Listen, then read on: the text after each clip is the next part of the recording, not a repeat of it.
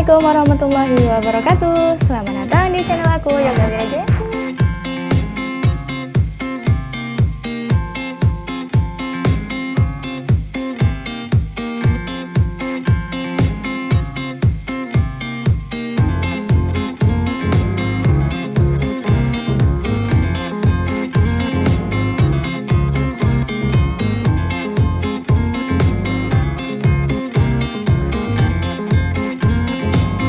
Sebelum teman-teman lanjut nonton video aku, klik subscribe di bawah biar Santi lebih semangat lagi upload video-video terbaru dan menarik lainnya.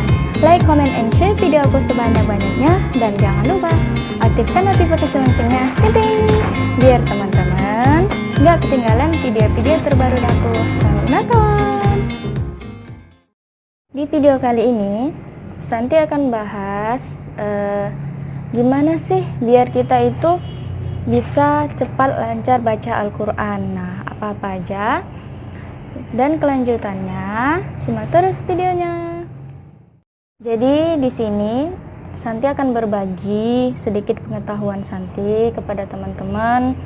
Mungkin teman-temannya ada yang sedang proses dalam membaca Al-Quran dan merasa gimana sih biar bisa cepat lancar seperti itu kan.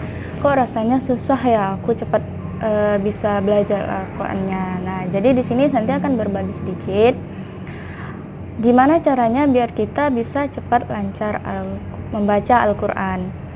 Jadi, yang pertama itu ialah makhraj. Apa itu makhraj? Makhraj itu adalah penyebutan hurufnya. Karena di dalam huruf hijaiyah itu ada dia beberapa huruf yang penyebutannya itu hampir sama. Nah, dan di sini banyak orang yang belum memahaminya. Banyak sekali orang yang masih salah di dalam penyebutan-penyebutannya. Kenapa makhraj ini termasuk salah satu poin yang penting di dalam membaca Al-Quran? Karena kan ya sayang banget gitu ya kalau kita itu udah baca Al-Quran itu sering tiap hari dengan suara kita yang merdu, juga lancar, enak didengar, tapi makhraj dan tajwidnya itu masih bersalahan. Jadi tuh perlu banget ya diperbaiki, karena banyak kita lihat orang yang dia kayak kita dengar itu gimana ya, dia lancar baca Al-Quran, suaranya enak, merdu, tetapi ternyata dia belum memahami makhraj dan tajwidnya. Dari itu yang pertama kita pelajari dulu adalah tentang perbedaan penyebutannya, seperti huruf dha, kemudian jim, kemudian ada zo. Nah, kemudian juga ada seperti sha, sa, so, sa. Nah, itu kan dia berbeda. Setelah itu gimana biar kita terbiasa dalam penyebutannya? Karena kan ada sebagian orang yang dia sudah tahu perbedaan-perbedaannya, tetapi dalam penyebutannya itu dia masih masih kayak janggal gitu, masih susah disebutkan. Jadi nanti Santi akan kasih contoh ke teman-teman. Santi ada satu trik yang biar kita itu cepat mudah dalam penyebutan makhraj hurufnya. Contohnya teman-teman, salah satu trik yang biar Santi itu cepat bisa lancar dalam makhraj atau pengucapan huruf-huruf hijaiyah.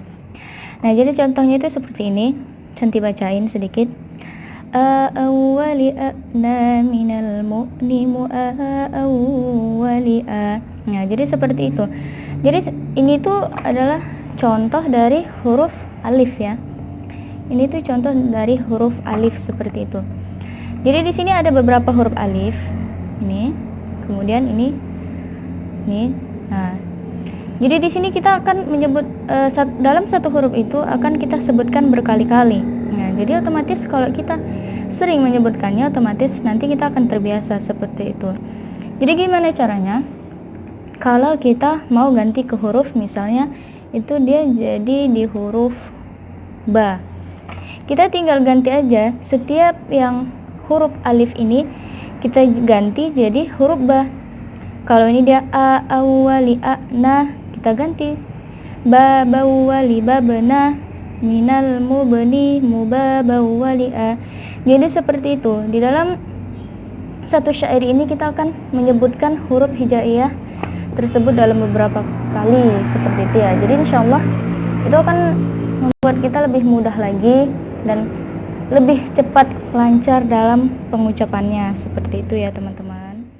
Sekarang poin yang kedua yaitu adalah tajwid. Tajwid itu seperti hukum-hukum di dalam membaca Al-Quran ya. Nah, jadi kan ada mungkin sebagian orang gini yang ngerasanya susah sih mempelajarinya, soalnya kan poin-poinnya itu banyak seperti itu. Jadi kita pelajarinya itu satu-satu aja dulu, satu poin seperti itu. Misalnya tentang yang mudahnya aja ya, itu tentang dia izhar. Jadi kita pelajari izhar itu hukumnya seperti apa, cara membacanya seperti apa, dan huruf-huruf apa aja. Misalnya min a, nah, izhar itu yang kan dia yang dibaca jelas setiap nun mati yang bertemu dengan 15 huruf hijaiyah. Teman-teman bisa lihat nanti di buku tentang tajwid ataupun bisa searching juga di Google. Jadi seperti itu, kita pelajari satu poin terlebih dahulu. Setelah kita tahu cara membacanya seperti apa sih, huruf-hurufnya itu apa aja, seperti itu. Jadi setelah itu, ya udah kita pelajari satu aja dulu dan langsung kita aplikasikan setiap harinya. Gimana aplikasikannya? Kita satu halaman saja. Setelah itu, teman-teman ingat tadi, hurufnya apa aja? Huruf nun mati yang bertemu dengan huruf apa saja. Jadi sambil teman-teman membaca itu, teman-teman ingat. Nah, misalnya nanti teman-teman baca min amanuha. Di situ kan dia ada nun mati bertemu dengan alif. Nah, seperti itu.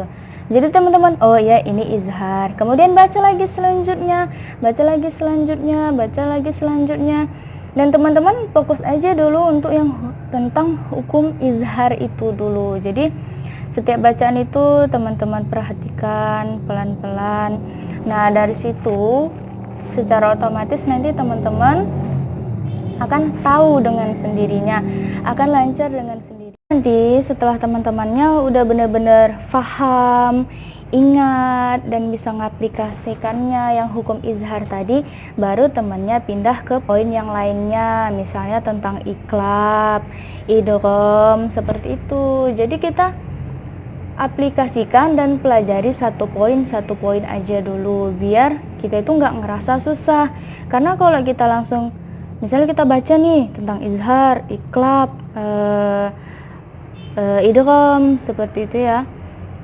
Pas ketika nanti kita membaca, pasti kita bakalan bingung, yang mana tadi ya yang idgham, yang mana tadi yang iklab, yang mana tadi yang izhar, seperti itu. Jadi pelajari aja dulu satu-satu sampai kita lancar.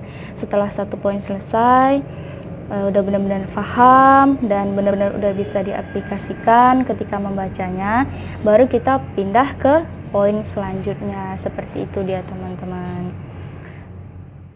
Segitu aja dulu sih yang bisa Santi bagi pengetahuan dan ilmu yang Santi punya ke teman-temannya. Semoga ini bermanfaat buat teman-teman, dan jangan lupa untuk diaplikasikan juga ilmunya, karena kan mbak kata pepatahnya, ilmu yang tidak diaplikasikan itu seperti pohon yang tidak berbuah, seperti itu ya.